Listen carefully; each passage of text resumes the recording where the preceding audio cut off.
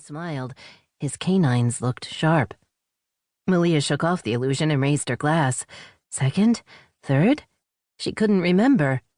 The air felt warm and sticky, so much so, in fact, that tendrils of heat seemed to rise from the carpet. The tables and machines glowed. She wasn't sure, but she thought her fingers might be going numb. Okay, that had to be an illusion. "Are you all right?" Matthew took her arm. "Oops, little stumble there. Maybe... Do you want to go upstairs?" Melia realized she must have answered because he nodded and increased the pressure on her arm. "This way. Main door's right, and the elevators are across the lobby. Do you have your key?" "Johnny won't be long. I'll wait for him." "Waiting in your room would be better than down here, I think." Matthew steered her gently toward the elevator. The motion of the car rising made her feel as if she was ascending to heaven. Maybe she was. She swore she saw Johnny waiting at the gate. "Scruffy angel," she murmured, but he merely smiled and held out his hand to her.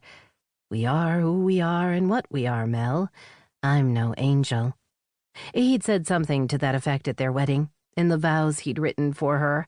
Hers had been more poetic, even if she couldn't bring them to mind right then. The gate before her opened, and she floated through. She was drifting on a cloud. Images formed in her mind, a bit like a dream, but not quite. Matthew danced through her head, but she had no idea why. Even fluffier clouds beckoned. When she touched them, they were soft and inviting. She sank down and let them billow around her. There were wine glasses and a magnificent view of Atlantic City at night. Sighing in her sleep, she rolled over. The cloud was more solid than before. Darkness slowly gave way to shimmering dawn. Reaching out, she stroked the skin of Johnny's back and smiled. Count on her husband to find her cloud and join her on it.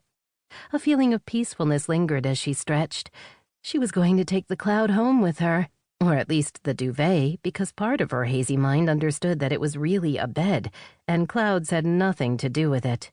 The shimmer of light intensified. The door closed. Cool air fluttered across her cheeks. "What the hell is this?"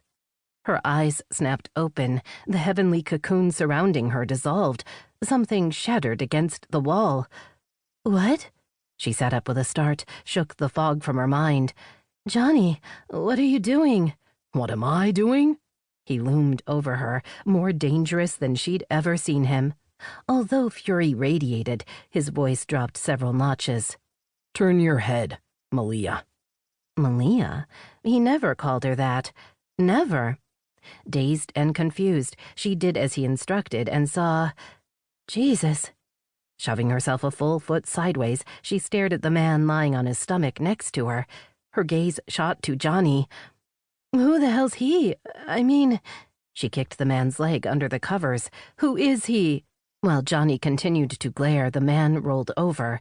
Matthew's lopsided smile greeted her. "Hey, doll, that was some fantastic night, wasn't it?" Chapter 1. Istanbul sweltered in the late afternoon sun. The mingled scents of tobacco, spice, sweat, and seawater permeated the air, while, down below, the pier facing the Bosporus bustled with people. Seated on rows of chairs and benches, a group of elderly men puffed on hookah pipes. Several of them smiled haplessly at passers-by. Or maybe it's some private joke. Johnny Hunt knew they came to that same place every day. But even after spending 6 months in the crowded Turkish city, he still didn't fully understand what the local rituals entailed.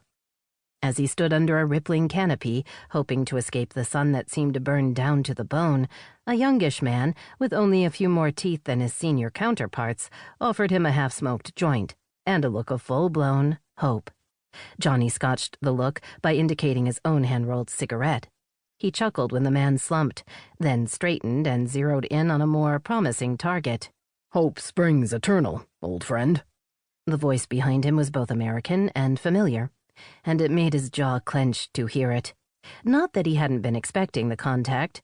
It was more that McCabe's being here could only mean one thing: trouble.